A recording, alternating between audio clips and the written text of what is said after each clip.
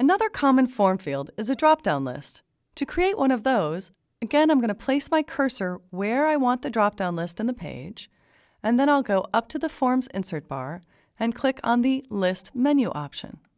When you do that, Dreamweaver automatically inserts the field into the page.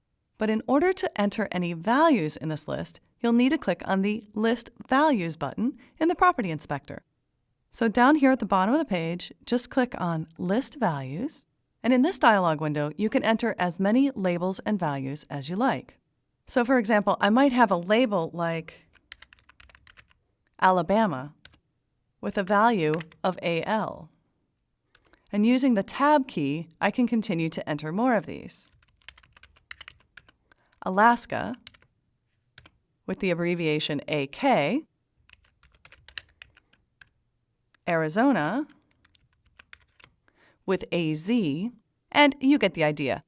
You could enter all 50 states here if you wanted, but what you're doing is creating a list of labels that will be visible to your user and associating them with the value that will be saved when the form is selected.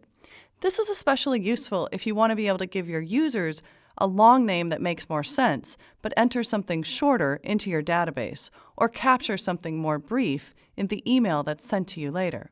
You also have the option of including an initial instruction. So for example, at the top of this list, I might include choose a state.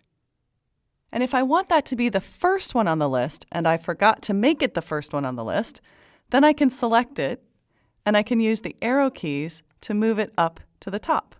You can change the order of any of the values by selecting it and then using the arrow up and down. And you can remove a value by selecting it and clicking the minus sign, or add a new one by clicking on the plus sign.